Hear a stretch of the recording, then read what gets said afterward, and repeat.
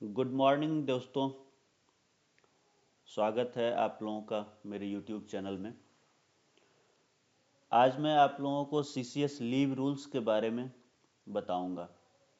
CCS leave rules जैसा कि ज़्यादा सब लोग परिचित होंगे, क्योंकि लीव एक ऐसा सब्जेक्ट है कि ऑफिस में हमें दैनिक जीवन में ज़रूरत पड़ती है, तो सभी लोग परिचित होते हैं। और लीव रूल्स एग्ज़ाम के व्यू से भी बहुत ही इम्पॉर्टेंट होता है, क्योंकि आपको 15 से 20 प्रश्न इससे आएंगे।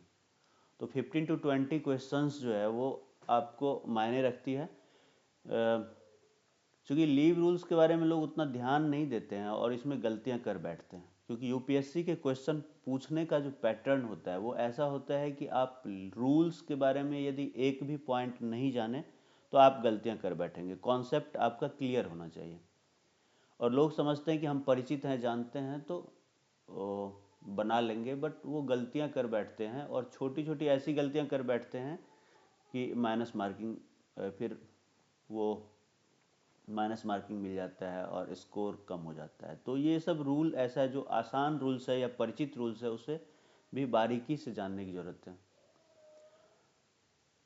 तो मैं आप लोगों को सीसीएस लीव रूल्स बता रहा हूँ। सबसे पहले आप जान लीजिए कि इसका नाम क्या है। इसका नाम है सीसीएस लीव रूल्स 1972। यदि लॉन्ग में देखें तो सेंट्रल सिविल सर्विसेज रूल्स 1972। तो 1972 इसलिए है क्योंकि 1972 में ये लागू हुआ था। कॉमेंसमेंट कब हुआ था? तो 1 जून 1972।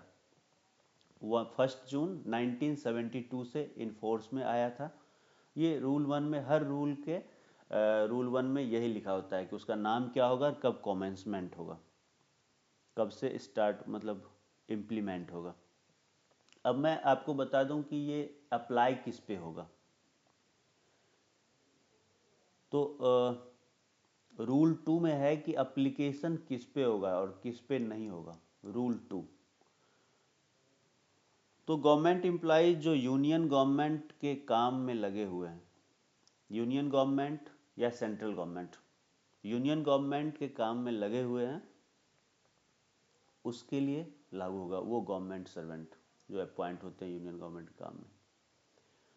फिर बाद में जीओआई में है कि नॉन स्टेचुटरी डिपार्टमेंट कैंटीन्स के एम्प्लॉइज जो है उसके लिए भी लागू होगा, क्योंकि उसे भी जो है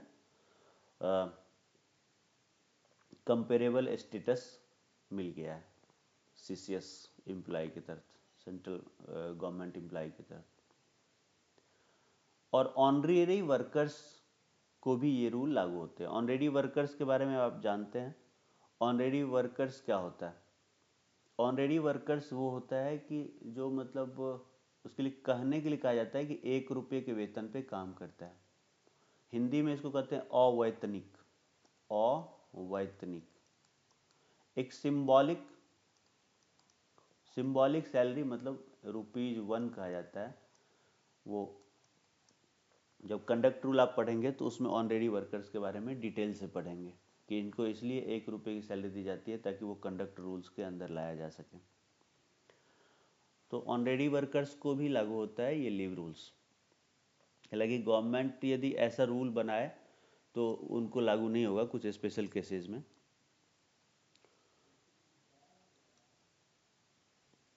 अब है एडहॉक एम्प्लॉइज। एडहॉक एम्प्लॉइज के बारे में आप लोग जानते हैं। एडहॉक एम्प्लॉइज जो 1 साल यदि कोई किसी का रेगुलर प्रमोशन नहीं हो रहा है, लेकिन वैकेंसी किसी वजह से रेगुलर प्रमोशन नहीं हो रहा है किसी पोस्ट पे, और वैकेंसीज काफ़ी दिनों से अवेलेबल है, मतलब 1 साल से ज़्यादा से अवेलेबल है वैकेंसीज, तो उस केस में क्या होता है कि एडहॉक प्रमोशन दिया जाता है। तो वो एडहॉक एम्प्लॉइज होते हैं। एक तो वो एडहॉक प्रमोशन होता है, दूसरा होता है एडहॉक प्योरली टेक्निकल रीजन से है। तो ये 1 साल के लिए होता है। 1 साल के बाद जो है उसे फिर या तो रेगुलर प्रमोशन होता है, ठीक है, नहीं तो एडहॉक से प्रमोशन नल एंड वाइड भी किया जाता है। कुछ एडहॉक एम्प्लॉयज होते हैं कि मतलब कुछ वैकेंसीज के लिए, कुछ दिनों के वैकेंसीज के लिए अपॉइंट किया जाता है। तो एडहॉक एम्प्लॉयज़ को भी जो है ये बेनिफिट है, सीसीएस लीव रूल्स का बेनिफिट है। जो कि टेम्पररी एम्प्लॉयज़ को जो बेनिफिट मिलता है वही जो है एडहॉक एम्प्लॉयज़ को भी मिलता है। Temporary employ may be extended benefits of temporary employee under CCS leave rules।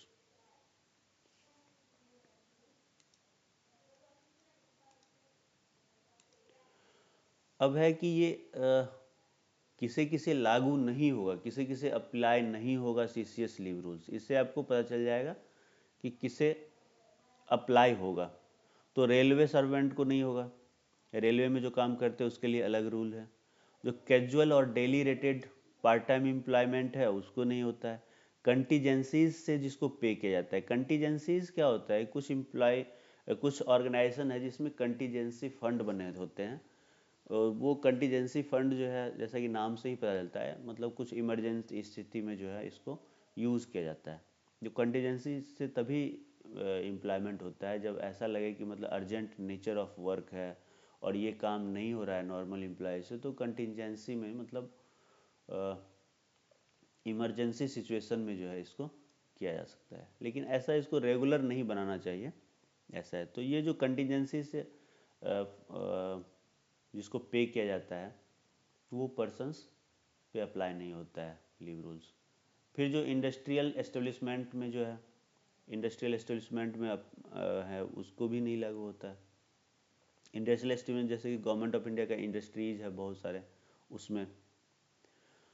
और जो वर्क चार्ज एस्टेब्लिशमेंट में है, person employed in work charge establishment, इसमें भी नहीं होता है। All India service, IAS, IPS, IFS, IFS में F फॉर फॉरेस्ट, IFS का यहाँ मतलब फॉरेन सर्विस नहीं है, फॉरेस्ट सर्विस है, तो उनके लिए भी नहीं लागू होता है।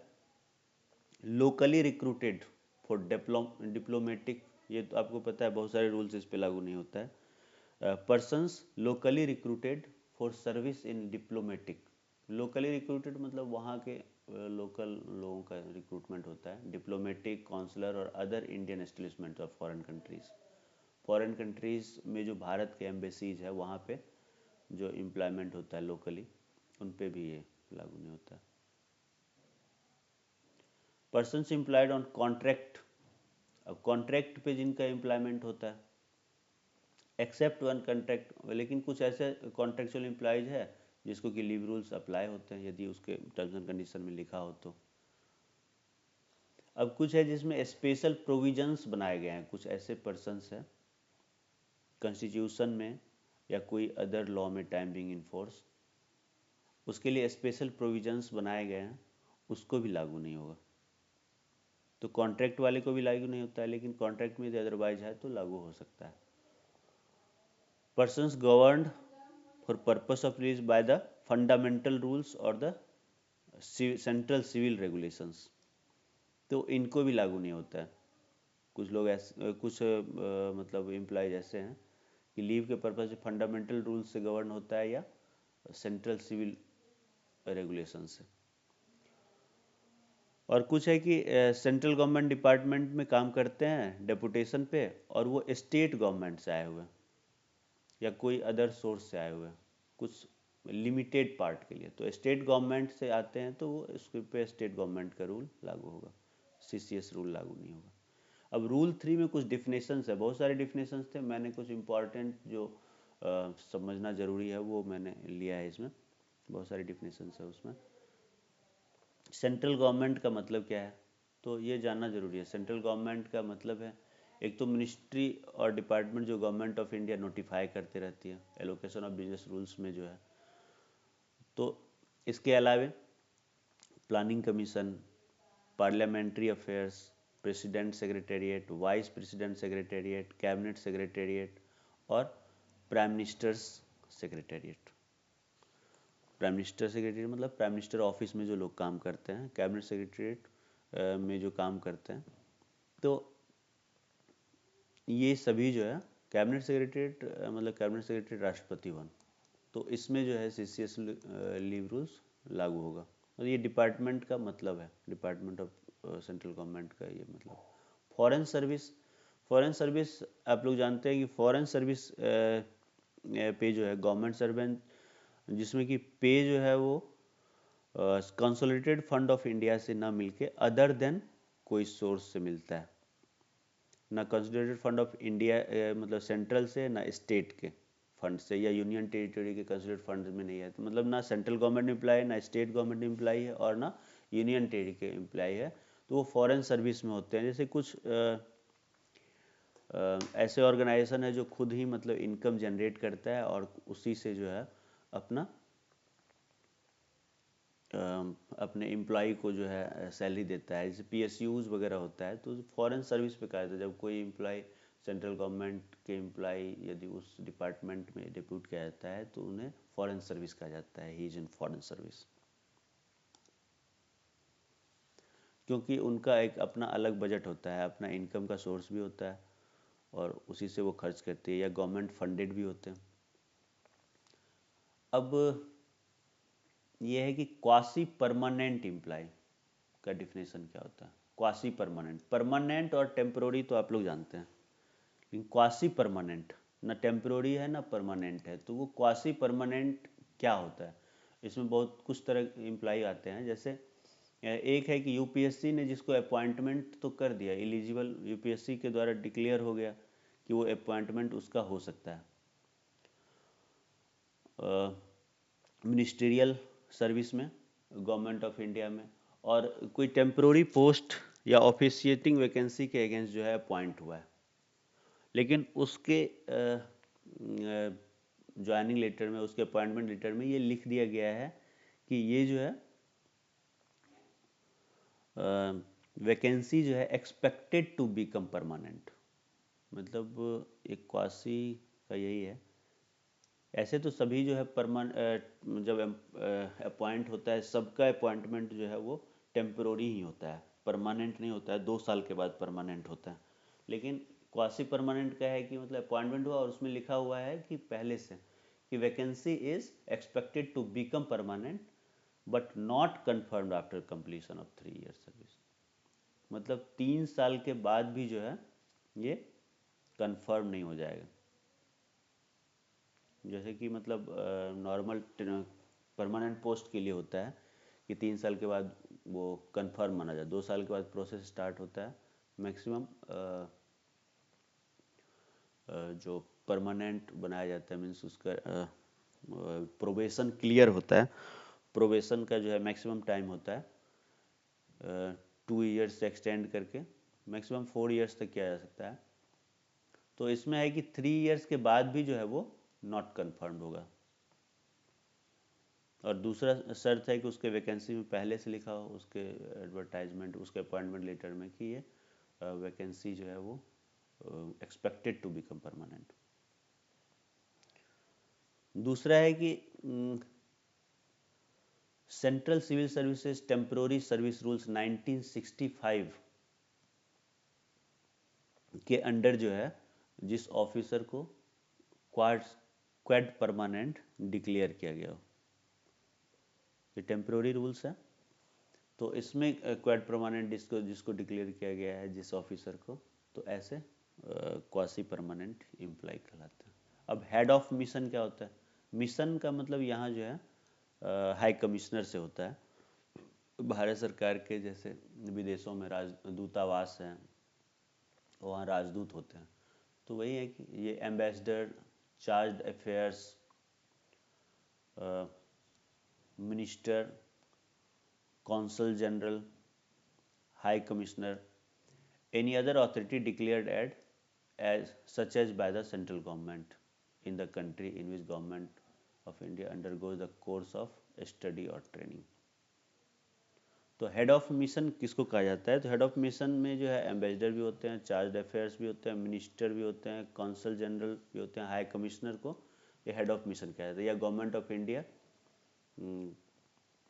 यदि किसी को इस तरह से डिक्लेयर करें, क्योंकि जब कोई कोर्स करने के लिए किसी या ट्रेनिंग के लिए दूसरे देश जाते हैं तो उस स्थिति में जो है वो हेड ऑफ मिशन से जो है संपर्क में रहते हैं और उसी के अंडर जो है वो रहते हैं। उसी के थ्रू जो है उसे देश में सारी फैसिलिटीज़ मिलती हैं। मिलिट्री ऑफिसर मीन्स वो कनेक्टिंग पॉइंट होता है, जो एम्बेसडर होता है देश का, वही कनेक्टिंग पॉइंट होता है अपने देश से कोई भी व्यक्ति जा रहा है तो, यदि ट्रेनिंग पे जा रहा है तो भी, या मतलब पढ़ने जा रहा है तो भी, तो उसमें हेड ऑफ मिशन बहुत इम्पोर्टेंट होता है। मिलिट्री ऑफिसर, मिलिट्री ऑफिसर का मतलब क्या होता है? An officer of the arm force. जैसे एक कमीशन्ड ऑफिसर है आर्मी नेवी एयरफोर्स का, या जूनियर कमीशन्ड ऑफिसर है, इसमें ऑनरेरी कमीशन्ड ऑफिसर भी आते हैं, या कोई दूसरे अदर रैंक का आर्मी हो, या ब्रांच लिस्ट ऑफिसर और rating of the navy, airman including master warrant officer of the air forces. तो ये सभी मिलिट्री ऑफिसर में के डेफिनेशन में आते हैं सीसीएस लीव रूल्स में। अब हम आते हैं कि गवर्नमेंट सर्वेंट ऑन रूल 4 कहता है कि government servants on temporary transfer और ऑन फॉरेन सर्विस। तो इसमें कैसे अप्लीकेबल होता है ये रूल, ये दिया हुआ है। तो ये रूल अप्लाई होता है गवर्नमेंट सर्वेंट पे जब वो टेम्पोररी ट्रांसफ़र होता है रेलवे गवर्नमेंट, इंडियन रेलवेज में, या किसी स्टेट गवर्नमेंट में, या कोई foreign service within India. तो CCS leave rules central government employees को लागू होगा। दूसरा है कि गवर्नमेंट सर्वेंट यदि आउटसाइड इंडिया जा रहा है, जैसे कि यूएन एजेंसीज में विद इन और आउटसाइड इंडिया। यूएन एजेंसी मतलब यूनाइटेड नेशंस के जो एजेंसीज हैं, बहुत सारे यूनाइटेड नेशंस के ऑर्गेनाइजेशन के मतलब बॉडीज़ हैं, पार्ट हैं, ऑफिसेज हैं, तो या आर्म फोर्स में होता है यूनियन गवर्नमेंट में, तो ये रूल अप्लाई तो होगा लेकिन only to the extent provided in the terms condition. Foreign service का जो टर्म्स है और टेम्प्रोरी ट्रांसफ़र का जो टर्म्स है, तो ये दोनों टर्म्स एंड कंडीशन से लीव रूल्स, इन दोनों में जो लिखा होगा वो अप्लाई होगा। यदि फॉरेन सर्विस के टर्म्स एंड कंडीशन में लिखा होगा कि नहीं लीव रूल्स अप्लाई नहीं होगा, या लीव रूल्स के अलावा भी, ये सीसीएस लीव रूल्स के अलावा भी कि ये रूल ये और लीव दिए जाएंगे, या टेम्प्रोरी ट्रांसफ़र में लिखा होगा कि नहीं सीसीएस लीव रूल्स नहीं दिए जाएंगे, तो दोनों जो है लीव रूल्स और ये टेम्प्रोरी सर्विस, टेम्प्रोरी ट्रांसफ़र का जो रूल्स है टर्म्स एंड कंडीशन है, और फॉरेन सर्विस का जो टर्म्स एंड कंडीशन है, foreign service plus leave rules इसका टर्म्स एंड कंडीशन, और टेम्प्रोरी ट्रांसफ़र का कंडीशन और लीव रूल्स का कंडीशन, ये दोनों जो है मैच करें। इसमें जो कंडीशन लिखा होगा उसी पे होगा कि लीव रूल लागू होगा या नहीं, सीसीएस लीव रूल लागू होगा या नहीं। क्योंकि कई बार टेम्प्रोरी ट्रांसफ़र का जो ऑर्डर आता है उसमें लिखा होता है कि उनको इतने दिनों की छुट्टी मिलेगी, तो वहाँ लीव रूल्स कुछ फॉरेन सर्विस में कुछ एक्स्ट्रा भी छुट्टियाँ दी जाती हैं, तो सीसीएस लीव रूल्स उसी एक्सटेंट तक लागू होगा। ऐसा नहीं कि लागू नहीं होगा, लेकिन इसके टर्म्स एंड कंडीशन पे डिपेंड करता है।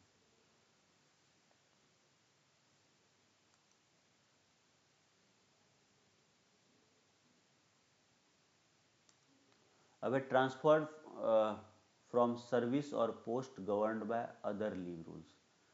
अब कुछ ऐसे एम्प्लॉयज है जिसका कि ट्रांसफ़र हो रहा है, या ट्रांसफ़र हो रहा है सेंट्रल गवर्नमेंट में, और वो अपने डिपार्टमेंट में दूसरे सीसीएस लीव रूल्स उनके यहाँ नहीं चलता है, तो वहाँ क्या होगा? तो subject to these rules a permanent service whom these rules do not apply। तो उसके लिए क्या होगा कि जब टेम्पोरली ट्रांसफ़र होता है, टेम्पोरली ट्रांसफ़र होता है सेंट्रल गवर्नमेंट में, इसलिए एग्जांपल दे रहे हैं क्योंकि जहाँ ये रूल अप्लाई होता है, तो सेंट्रल गवर्नमेंट में अप्लाई यदि ट्रांसफ़र होता है तो shall remain to subject to leave rules which were applicable to him before such transfer।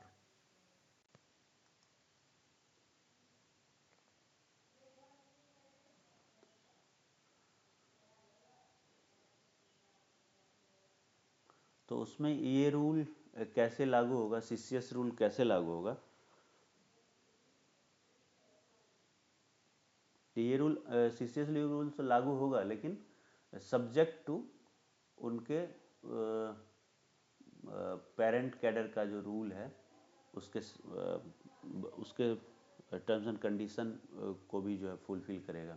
वो कैसे, वो देखें। जैसे कि military officer not in permanent civil employ, permanent civil employ में नहीं होता है मिलिट्री ऑफिसर, और कुछ दिनों के लिए आते हैं, जैसे कुछ इंटेलिजेंस ऑर्गेनाइजेशन वगैरह में आते हैं मिलिट्री ऑफिसर, और उन्होंने मतलब इलेक्ट किया है कि मैं सिविल रेट ऑफ पे लूँगा। सिविल रेट ऑफ पे यदि लेंगे वो, तो उनका लीव जो है, his leave shall be regulated as per provision under this rule, तो सीसीएस लीव रूल्स ही लागू होगा। और यदि वो कहते हैं मिलिट्री पे लेंगे, तब सीसीएस रूल लीव रूल्स लागू नहीं होगा। अब है कि इसमें भी शर्त है, एक और शर्त है कि यदि वो रिलीज हो गया या डिस्चार्ज हो गया आर्म्ड फोर्स से, तो वो कैरी फॉरवर्ड करेगा अपना एनुअल लीव। जो एनुअल लीव, यदि सीसीएस लीव रूल्स उनको लागू हो गया, तो एनुअल लीव हमारे यहाँ तो होता नहीं है। इन लोगों का मिलिट्री ऑफिसर आर्म फोर्स वालों में एक एनुअल लीव का कॉन्सेप्ट होता है, जो साल में 30 दिनों का या कुछ ऐसा है 60 डेज का मिलता है, एक साथ ले सकता है। तो वो एनुअल लीव जो ड्यू है उनको, वो मतलब कैरी फॉरवर्ड हो जाएगा,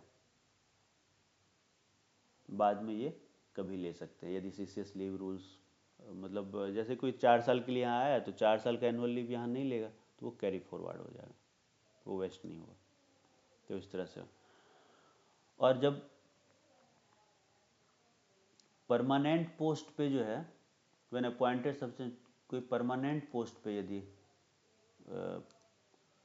एम्प्लॉयमेंट होता है, ये तो नॉट इन परमानेंट में बताया। यदि परमानेंट पोस्ट पे होता है जहाँ की ये रूल अप्लाई होते हैं,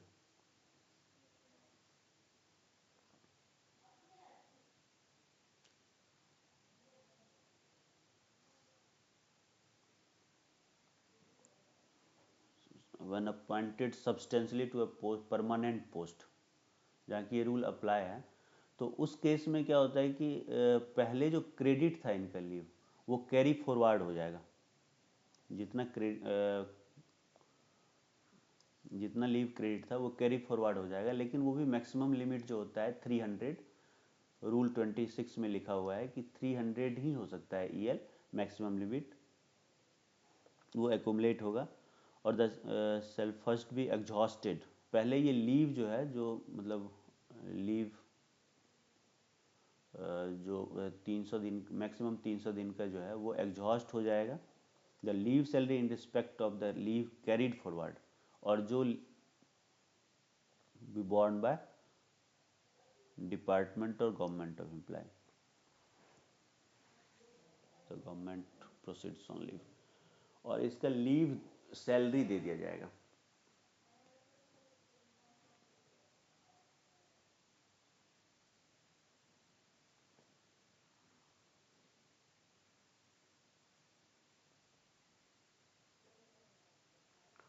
तो ये जो छुट्टियां इनकी है वो कैरी फॉरवर्ड होगी, और पहले ये छुट्टी एग्जॉस्ट किया जाएगा, मैक्सिमम 300 डेज ही एकुमुलेट होता है।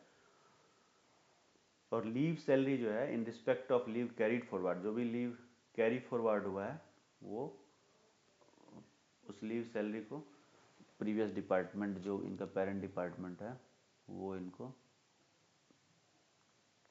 लीव सैलरी उनका देगा उतने दिनों का।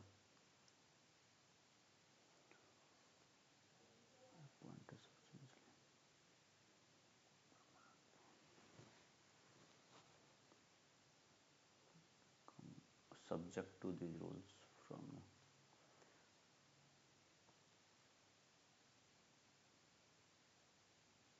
the leave so carried forward shall be exhausted before the leave earned under these rules।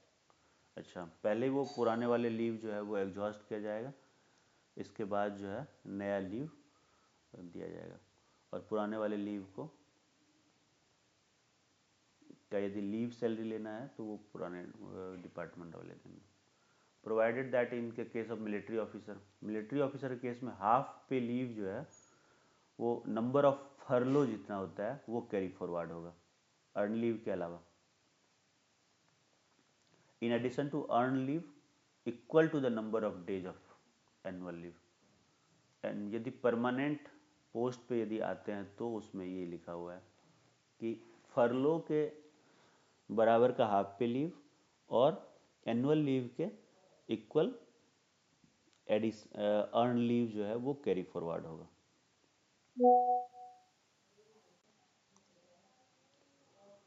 It would be permissible to grant him under these rules of the armed forces.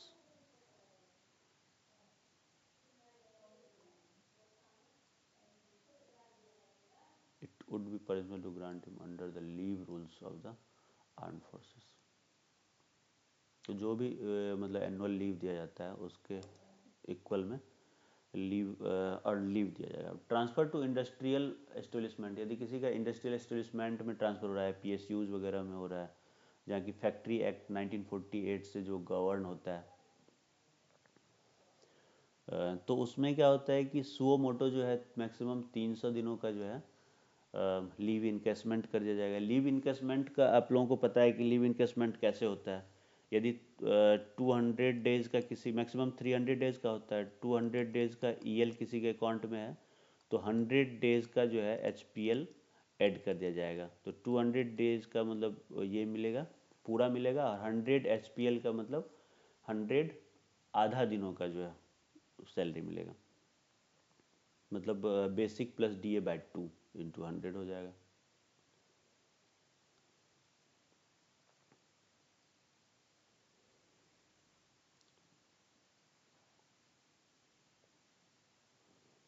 अब इसमें है कि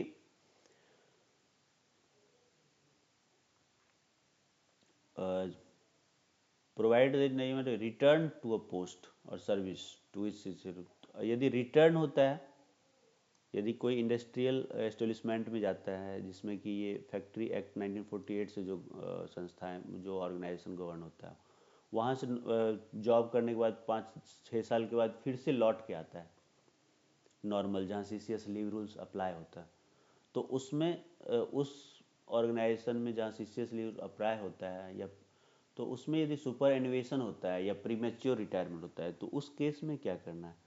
super एनुएशन यदि होता है तो फिर देखा जाएगा कि पहले मैक्स कितने दिनों का जो है लीव इनकेसमेंट मिला है जब वो जा रहा था इंडस्ट्रियल एस्टेब्लिशमेंट में। यदि पहले 200 डेज़ का मिला है तो बाद में 100 डेज़ का दिया जाएगा सुपर एनुएशन पे या प्री मैच्योर रिटायरमेंट पे।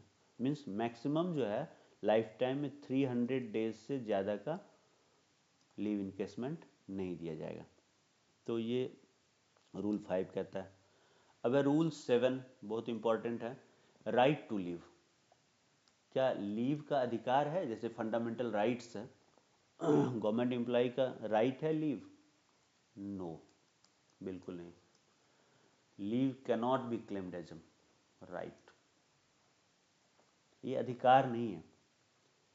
हालांकि लीव जो है दूसरे रूल में ये लिखा हुआ है कि इनकरेज करना चाहिए, गवर्नमेंट सर्वेंट को इनकरेज करना चाहिए रेगुलर लीव लेने के लिए। लास्ट 10 ईयर्स में जो है इनको डिनाई भी नहीं कर सकते, लीव को डिनाई नहीं कर सकते हैं, लेकिन leave is not a matter of right. ये because you are 24/7 government employees, तो इन एक्सीजेंसी जो है लीव को, आगे मैं वही बता रहा हूँ, इन एक्सीजेंसी जो है लीव को रिफ्यूज़ किया जा सकता है कॉम्पिटेंट अथॉरिटी के द्वारा और रिवॉक किया जा सकता है, इनकार किया जा सकता है या छुट्टी से वापस बुलाया जा सकता है। लेकिन कॉम्पिटेंट अथॉरिटी के पास ये पावर नहीं है कि वो आपके लीव को अल्टर कर दें। यदि आप ईएल ले रहे हैं तो ये नहीं कह दे कि तुम एचपीएल लो, या तुम जो है मतलब सीएल ले लो, या कोई और दूसरा लीव नहीं ले सकता है। हाँ, लेकिन यदि गवर्नमेंट एम्प्लॉय रिक्वेस्ट कर रहा है, रिटर्न रिक्वेस्ट यदि डाल रहा है चेंज करने के लिए, तो वो डाल सकता है विद इन 1 मंथ, सॉरी छुट्टी से लौटने के बाद वो इस रिक्वेस्ट के लिए 15 डेज़ के अंदर जो है वो चेंज करवा सकता है। लेकिन इसमें एक शर्त है कि जैसे कोई छुट्टी चेंज कर रहा है तो जो छुट्टी लेना चाहता है, जिस तरह का छुट्टी लेना चाहता है, वह छुट्टी उसके अकाउंट में उस दिन हो जिस दिन वो छुट्टी पे जा रहा हो। ये बाद में नहीं कि कोई व्यक्ति 28 जून को जा रहा है छुट्टी पे, तो 28 जून को गया तो वो जो है मतलब उसके अकाउंट में ईएल नहीं था, तो सीएल लेके चला गया 2 दिन का, 28, 29, 30 या 4 दिन का चला गया। फिर आया तो देखा नहीं उसके पास तो ईएल पड़ा हुआ है, ईएल एकोमुलेट हो गया 1 जुलाई को। आपको पता है जनवरी और जुलाई में होता है, सॉरी 28 मान लीजिए मई को या हाँ जनवरी और जुलाई में होता है, 1 जनवरी और 1 जुलाई को क्रेडिट होता है। तो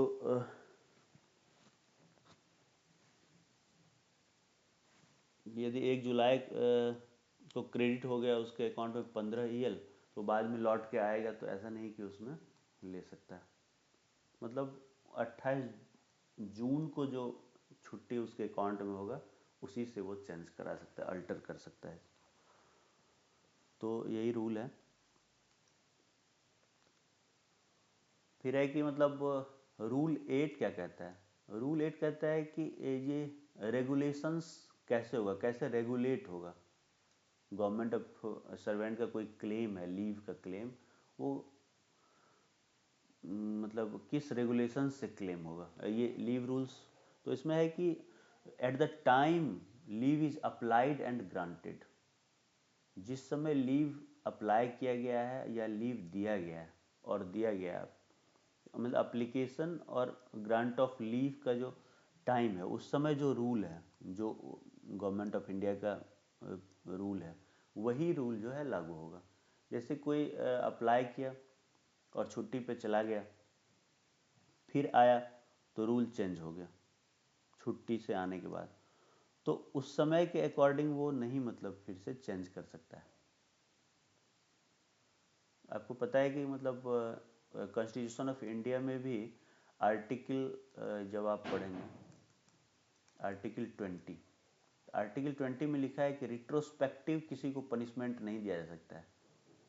एक ही अपराध के लिए यदि जिस समय अपराध किया गया है, जिस समय कोई क्राइम किया गया है, उस वो क्राइम यदि के लिए यदि सज़ा कम है, तो बाद में ऐसा नहीं कि उस क्राइम के लिए सज़ा बढ़ा के,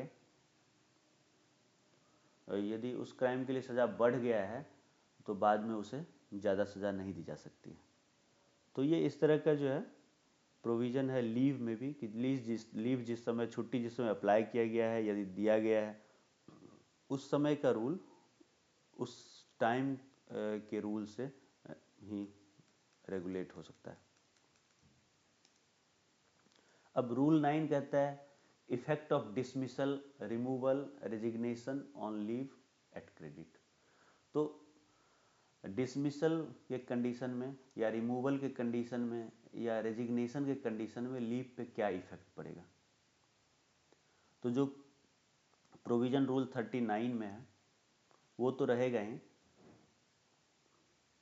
लेकिन कह रहा है कि यदि कोई डिसमिस हो गया, रिमूव हो गया या रिजाइन दे दिया, डिसमिसल, रिमूवल हो गया या रेजिग्नेशन दे दिया, तो जिस डेट से ये मतलब सब इफेक्ट हुआ है उसी डेट से कोई भी लीव क्रेडिट नहीं किया जाएगा। और गवर्नमेंट ऑफ इंडिया यदि गवर्नमेंट सर्वेंट यदि एक पोस्ट से दूसरे पोस्ट के लिए अप्लाई करता है और वो यदि पेरेंट ऑफिस को बता के करता है, प्रायर इंटीमेशन देता है, प्रॉपर उसका अप्रूवल होता है, परमिशन मिलता है और फिर वो नए पोस्ट ज्वाइन करता है, तो ये रेजिग्नेशन जो है वो इस रेजिग्नेशन जिसको टेक्निकल रेजिग्नेशन भी कहते हैं, टेक्निकल रेजिग्नेशन, तो इसमें लीव जो है वो लैप्स नहीं करेगा, वो लीव्स उनके क्रेडिट पे रहेगा। ये रेजिग्नेशन की बात करें। नॉर्मल रेजिग्नेशन है बिना बताए चला गया, बिना प्रायर परमिशन के अप्लाई किया हो, तो वो टेक्निकल रेजिग्नेशन नहीं कहलाएगा। और यदि कोई किसी का डिसमिसल हो गया, रिमूवल हो गया और फिर से री इंस्टेटमेंट हो गया ऑन अपील और रिवीजन, कोर्ट के उससे। तो फिर जो है उसका लीव जो है वो shall be entitled to count for leave his service prior to dismissal as the cases may be। तो डिसमिसल और रिमूवल से पहले का जो लीव था उसके लिए वो इंटाइटल्ड होगा, वो काउंट करने के लिए वो लीव काउंट किया जाएगा। और जैसे कोई रिटायर हो गया, compensation, having retired on compensation या इनवैलिड पेंशन और या ग्रेचुइटी पे रिटायर कर गया हो और फिर से री एम्प्लॉय हो गया, तो उस केस में पास्ट सर्विस जो है वो पेंशन के लिए काउंट होगा। और shall be entitled to count former service towards leave. तो इस केस में क्या है कि कंपेंसेशन पे यदि हो गया या इनवैलिड पेंशन पे या ग्रेचुइटी पे, मतलब इसको पेंशन नहीं मिल रहा है इसलिए invalid pension. Invalid pension, pension rule में बताएंगे किस कंडीशन को इनवैलिड पेंशन कहते हैं। कंपेंसेशन पे कोई रिटायर हो रहा है तो वो क्या है, और केवल ग्रेचुइटी पे हो रहा है तो ये पेंशन रूल्स में बताएंगे। तो उस कंडीशन में इनको फुल पेंशन नहीं मिल रहा है तो ऐसे कंडीशन में वो पुराना सर्विस का जो है वो काउंट होता है। और पेंशन के लिए भी काउंट होगा, ये लीव भी काउंट होगा और वो सर्विस भी काउंट होगा। Carry forward of leave in case where break due to retrenchment is condoned. तो पहले क्या होता था, जैसे कुछ एम्प्लॉयज होते हैं, जैसे टेम्पोररी एम्प्लॉय है, एक डिपार्टमेंट में काम कर रहा है, और फिर वहाँ से हटा दिया गया और दूसरे डिपार्टमेंट में चला गया, तो उस केस को रिट्रेंचमेंट कहते हैं, छटनी होता है। इस गवर्नमेंट एम्प्लॉय इस डिपार्टमेंट में छटनी हो गया, वो दूसरे डिपार्टमेंट में चला गया, तो उस केस में भी कैरी फॉरवर्ड हो जाता है, जहाँ की ब्रेक को कंडोन किया गया हो, वो जो दोनों सर्विस के बीच का ब्रेक है वो कंडोन किया गया है ड्यू टू रिट्रेंचमेंट, तो उस केस में कैरी फॉरवर्ड होता है लीव। टेक्निकल रेजिग्नेशन और लियन आप जानते हैं क्या होता है। लियन कहा जाता है कि एक परमानेंट पोस्ट मतलब कोई गवर्नमेंट एम्प्लॉय जब किसी पोस्ट पे कंफर्म हो जाता है तो वो परमानेंट पोस्ट होता है। परमानेंट पोस्ट होल्डर कोई व्यक्ति यदि वो कन्फर्म्ड है तो, और वो यदि थ्रू प्रॉपर चैनल अप्लाई करता है, through proper permission, prior permission से अप्लाई करता है दूसरे पोस्ट के लिए सेंट्रल गवर्नमेंट में, वहाँ जाता है तो वो अपने पोस्ट का लियन होल्ड करता है। मीन्स 1 ईयर तक वो लौट के, मैक्सिमम 1 ईयर तक लौट के वो अपने प्रीवियस पोस्ट में आ सकता है, उससे ज्वाइन कर सकता है यदि वो चाहे तो, और 1 ईयर तक उसका पोस्ट वैकेंट नहीं माना जाएगा, that is lien. Continuity of service benefits for the purpose of leave, और सर्विस बेनिफिट भी जो है उसको भी कंटिन्यू किया जाता है लीव पर्पस के लिए। लीव पर्पस के लिए लीव से जो भी सर्विस बेनिफिट मिलता है उसे भी कंटिन्यू किया जाता है, ये लीव रूल्स में लिखा हुआ है।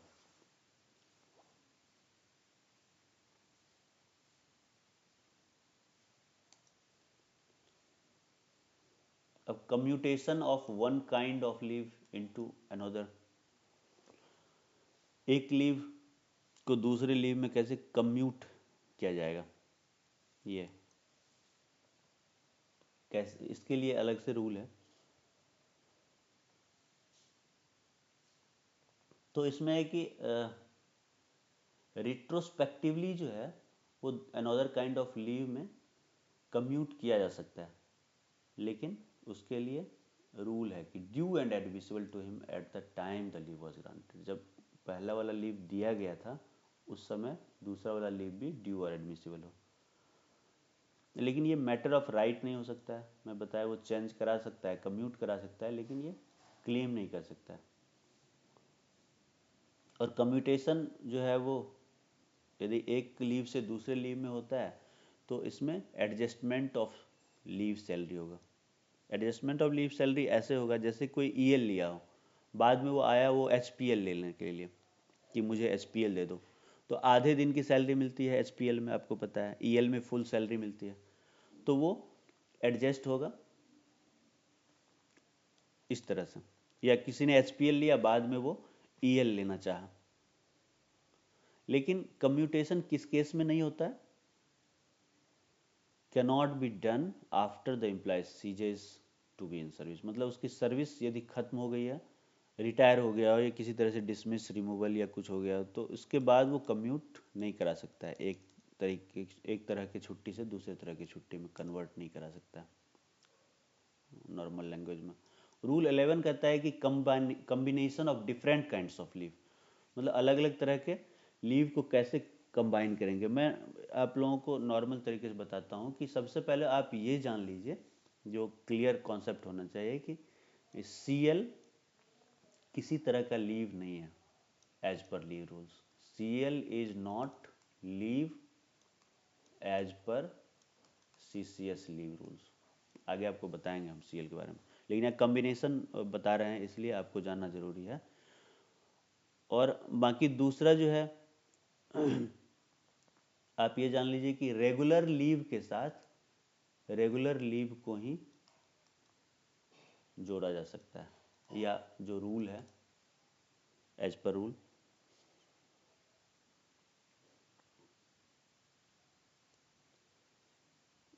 तो जैसे कैजुअल लीव के बारे में लिखा है, ये रिकॉग्नाइज्ड लीव नहीं है, तो रिकॉग्नाइज्ड लीव नहीं है तो ये किसी भी रेगुलर लीव के साथ सीएल को नहीं जोड़ा सकता है। ना एचपीएल के साथ जोड़ा जा सकता है, ना ईएल के साथ जोड़ा जा सकता है, ना पैटर्निटी के साथ जोड़ा जा सकता है। तो मतलब अब स्पेशल कैजुअल लीव, लेकिन स्पेशल कैजुअल लीव के साथ सीएल को जोड़ा जा सकता है। लेकिन इसमें भी है कि रेगुलर लीव के साथ regular leave combining with HPL half days CL, ये तो, लेकिन ये है इसमें है कि रेगुलर लीव के साथ जब आप स्पेशल कैजुअल लीव को जोड़ेंगे तो फिर सीएल को नहीं जोड़ पाएंगे। मीन्स स्पेशल कैजुअल लीव के साथ जो है ईएल भी जुड़ता है, एचपीएल भी जुड़ता है, लेकिन जब सीएल जुड़ा रहेगा तो स्पेशल कैजुअल लीव के साथ ईएल नहीं जुड़ेगा। दूसरा है कि regular leave combining with half a days casual leave. अब किसी के पास आधे दिन की ही छुट्टी बची हुई है, आधे दिन का सीएल बचा हुआ है, हाफ डे, तो उस केस में ये कहा गया है कि कोई हाफ डे के सीएल पे गया और बीमार पड़ गया, सीरियस बीमार पड़ गया, या कोई ऐसा इमरजेंसी सिचुएशन आ गया कि वो नहीं ज्वाइन कर सकता है, तो उस केस में कॉम्पिटेंट अथॉरिटी को ये पावर दिया गया है कि वो उसे हाफ सीएल के बाद ईएल से उसको जोड़ सकता है। तो इस तरह का रूल है, लेकिन इसको नॉर्मल नहीं लिया जा सकता है कि किसी के पास यदि हाफ डे का सीएल है और मतलब इसके बाद वो फ्राइडे के शाम में या फ्राइडे के शाम में वो निकला है, फिर जो है अगले दिन सैटरडे संडे छोड़ के मंडे से जो है ईएल ले लिया, वो अप्लाई नहीं कर सकता है। मतलब this is not normal, normal नहीं है ये एक्सेप्शनल कंडीशन में दिया जाता है।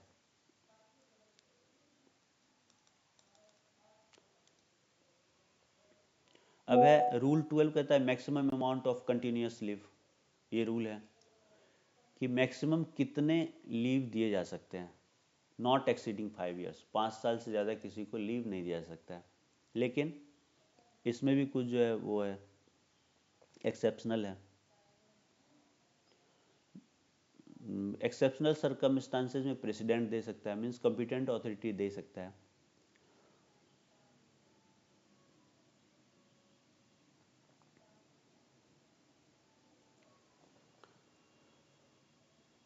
अदरवाइज दूसरा केस है कि अदर देन फॉरेन सर्विस या कोई ऐसा एक्सेप्शनल सिचुएशन में प्रेसिडेंट का ऑर्डर नहीं हो, तो यदि 5 साल से ज़्यादा यदि छुट्टी पे कोई रह रहा है तो उसे जो है डिम टू रिजाइन माना जाएगा। लगातार एक ही तरह की छुट्टी 5 साल ज़्यादा नहीं जा सकता, लेकिन 5 साल ज़्यादा की छुट्टी है विदाउट परमिशन तो वो डिम टू रिजाइन माना जाएगा, बशर्ते वो फॉरेन सर्विस पे ना हो।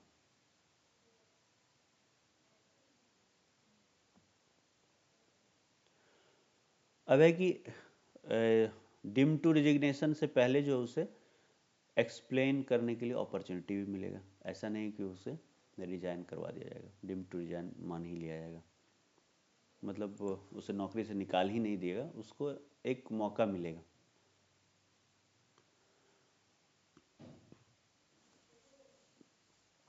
लेकिन ये है कि ये रूल जो है यदि कोई मेडिकल सर्टिफिकेट पे है डिसेबिलिटी की वजह से तो उस पर लागू नहीं होगा, तो वो 5 साल से ज़्यादा भी छुट्टी पे रह सकता है।